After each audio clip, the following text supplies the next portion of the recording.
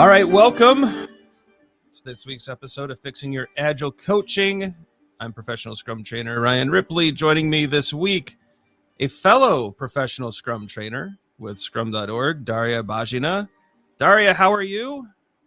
Doing great. Yeah, Monday morning. There we go. Getting ready for the week. Exactly. So Daria joins us up from Canada. One of our awesome actually really some great trainers have really been coming out of Canada lately. We have a mutual friend out of Canada, Dave Dame. Yes. I know that you know Dave as well. Yeah. And so just awesome contingent of Canadian trainers up there. So Daria is certainly one of those, and highly recommend you check out her stuff. We'll get some links and all that stuff in the show notes. But today, Daria has been so kind enough. She's joining us to talk about creating an environment where Scrum teams flourish, right? I think this is a big, that's actually one of our Agile Manifesto principles, is creating the environments where teams can be successful, trusting them to get the work done. I might have butchered it a little bit, but I think that's close. But this idea of creating environments, Daria, where's your thinking on that? How did you get started in this space? And yeah, let's get into it. How do we do this? Yeah, well, it's a long process, right? And there's not like one guidebook that can bring you there. It's really about I wish, right? That would be so easy. It'd be a bestseller. Yeah, definitely. And people are looking for that, really, right? As some of the things that often I see is where we have a Scrum team that definitely doesn't flourish, right? Where they don't have the right dynamics, they don't have the right environment, and people are looking for that guidebook that can tell them, well, how do you bring them to a place where they talk to each other, where they're open, they're courageous, right? It often usually comes up, I think, in the retrospectives, the real dynamics of the team, as you can kind of see people working well together, and then you come to the retrospective and you can see it clearly what is happening really. Do people talk to each other? Do they have some ideas of potential improvements, right? What I feel is really through helping discussions, facilitating some of those sometimes difficult discussions, especially in retrospectives, can help bring the team to the level where they overall are becoming much more high performing, I'd say, and they are able to work as a team. You know, I like this this line you're going down, especially this idea of the retro as the diagnostic tool for the team, right? So in your experience, and I know that you're not only just a professional Scrum trainer, but a working Scrum Master, which is really awesome, right? So you see a lot of teams out in the wild. You know, as a diagnostic tool, what are the things that you're looking for specifically during the retro that would tell you, is this a high-performing team? Is this a team that likes each other? Is this a team that gets along, that works well? Like, what are some of the signals that perhaps that you're looking for, that you're seeing, that would kind of give you those insights? So there are a few, I think, right? There is one that is a big one that is related to the people's behavior overall, right? And things that we might see that are not ideal. One person overtaking the discussion, for example, right? Yeah. Or having some people who have nothing to say, absolutely nothing, right? Or just kind of I feel like even online, though in person it was easier, you can feel the atmosphere in the room, and you can sometimes feel the same thing in a call where kind of feel the tension. Right. And it doesn't feel good, right? And you're not sure what it is exactly. And then you can see some of those signs of how people participate, really, how they talk, whether they talk at all. Right. And then I also think the other part is around the results. So if the team didn't, say, deliver or didn't achieve their sprint goal, how do they talk about it in the retrospective? Does it even matter? Do they feel that they need to improve, or do they not care at all? Yeah, so so you're seeing, if there's apathy around success, it's like, oh, we didn't make it. It'll be better next time. Like not that urgency to deliver and things like that. And those are certainly, I mean, huge signals. Early in my career, I struggled in this area, right? So I would walk in the room and I would miss the fact that the tension was there and that they needed a different stance from me. I would walk in and try to be the coach. All right, everybody, here's what we did wrong, and I draw the X's and O's on the board and figure out. Uh, what I really had to learn, and I think this is one of your areas of expertise as well, is facilitation, right? So a lot of things that you're talking about, the silent person in the retro, or the person overtaking the retro, or a lack of discussion. The this I think that's where the Scrum Master really earns her money, in that facilitation stance really has to take over. And so as you're facing these situations, Daria, what kind of facilitation techniques have you used? What have you experimented with? Or am I just completely off where this is the wrong stance and you've got an even better idea that I certainly have not thought of yet? So I think the facilitation, well as any skill, it takes time to develop, right? And you kind of go through those maturity levels where at first you just follow instructions, right? You get a guide and that tells you how to run a retrospective. Right. Well, what did it go well? What didn't go well last sprint? And that what do we need to do different? Yeah. Exactly. Right. Yep. All the standard questions. And it brings value, but it kind of like a small amount of value that it brings, but it's already is helping you, right? But really, it's when you get to the point where you are able to adapt to the situation and improvise, I feel this is where you really can get the right results and you really are able to create the right environment for people to share. Yeah. And to get there, well, you need to practice a lot. You need to fail a lot because that's going to happen. I'm good at that. Yeah. Those awkward moments or awkward silence. Yeah, you need to be comfortable with that. Absolutely. And just learning more and more. I feel like the more tools I learn, the easier it is for me to adapt to the situation. And at first, I don't know, like when I really started to facilitate a lot of the, especially online events, I would be so stressed out before every single event, every single class. But as I practiced it, now it's just easy. Sometimes, it takes me an hour to prepare a workshop where it would take me a week before. Right. So, well, I think the confidence builds in this skill set too, right? I think totally agree with that initial, like you learn a new tool, and maybe it's a liberating structure, maybe it's and there can be way too much done with liberating structures. People really have to rein that in a bit, but maybe you learn that skill and you try things and you fail and you have those awkward moments, but eventually you get to this point, and I don't think there's a shortcut to that.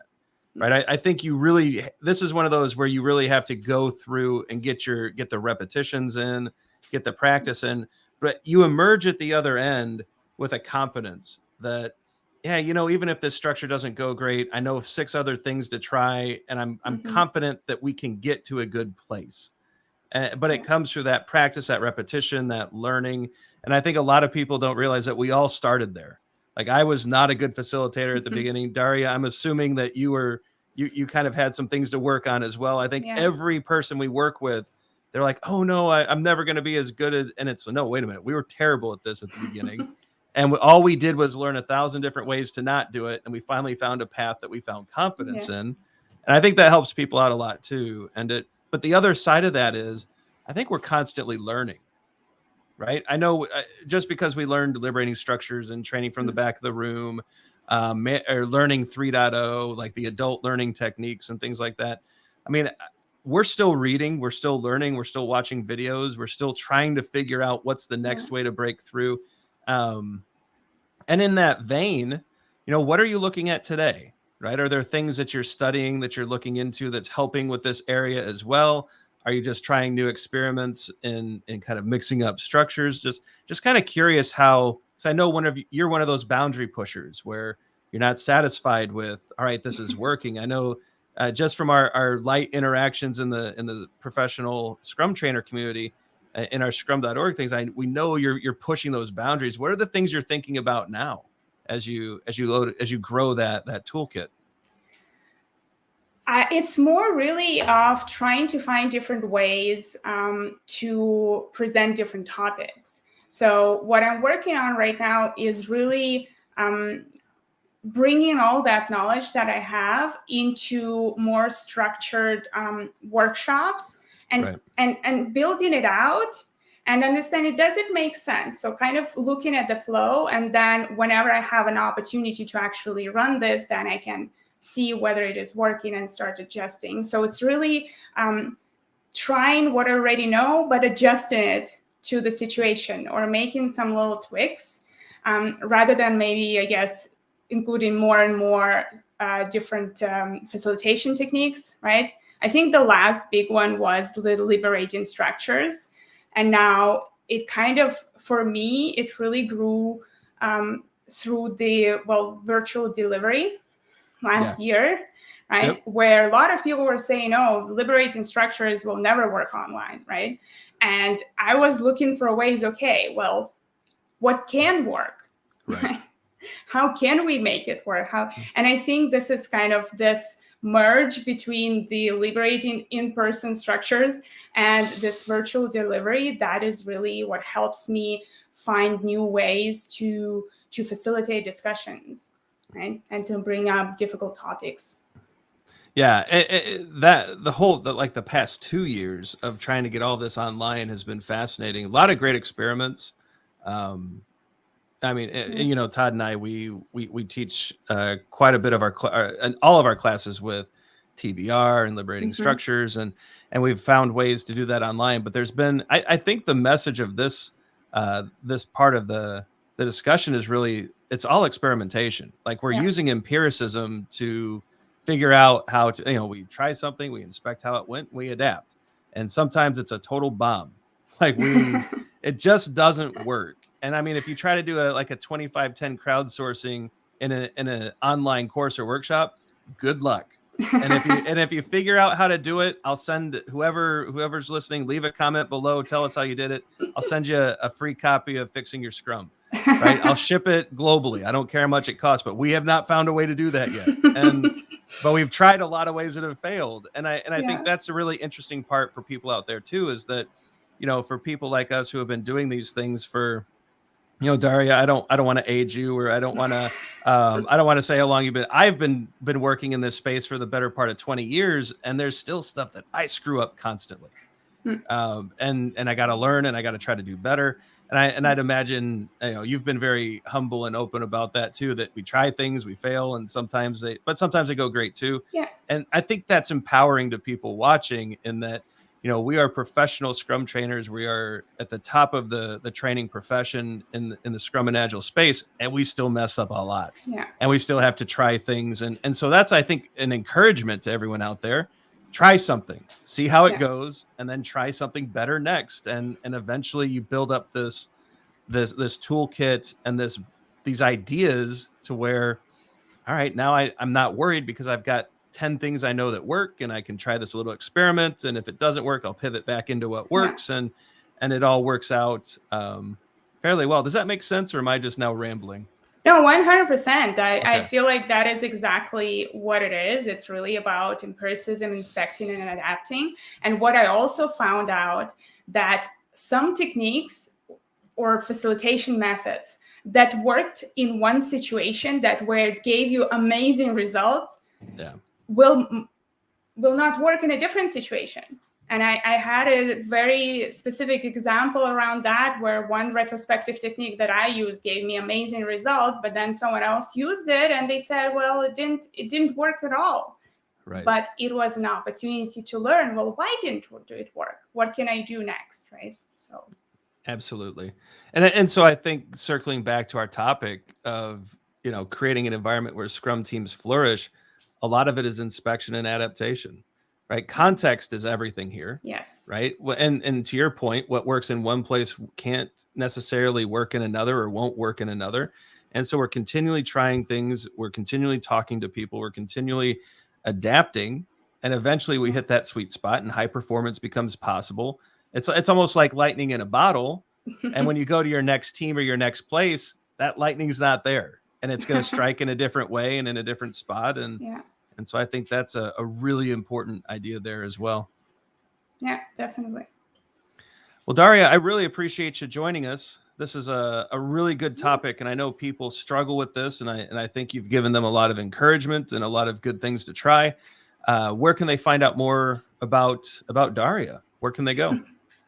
Well, the first place is scrummaster.com, and this is where I share a lot of information on my blogs. I have videos on a multitude of different topics, especially for Scrum Masters, well, obviously. And then also for Scrum Masters who are kind of ready to take the next step and want to invest more into their professional development. I'm also running a community of practice for Scrum Masters that is more of a closed group of people learning from each other, meeting together on a regular basis. And this is a Mastering Scrum Pro community that also can be found on my website as well. Awesome. So, yeah. I hope everybody checks that out. Daria is one of the good ones, so we hope you go out and support her and all the things she's doing. And check out scrummaster.com. There's some really cool content out there. And I think you all enjoy it. So Daria, thanks for joining us. Great topic. Thank you for having me. Absolutely. All right. That means it's end screen time. Everyone knows what that means. It's time to check out the socials. So a bunch of Agile for Human stuff up at Facebook, Twitter, and LinkedIn. We're still trying to figure out Instagram. We're not there yet. Todd and I are kind of old, and we're not quite up on the Instagram, but we're working on it. We promise we'll get something going. Like and subscribe so you never miss videos like this. We have a lot of great coaches and facilitators and trainers like Daria who join us each and every week. You don't want to miss a single one, so like and subscribe. Check out the videos below. The YouTube algorithm thinks you'll like them. We do too. For Daria, I'm Ryan. We hope you got a lot out of this. Leave a comment below. Leave some questions. I think one or at least one of us will get to them, and perhaps some good resources will show up in the comments as well. So leave your questions, leave your comments. Let us know what you want to hear about next, and we'll see you next time.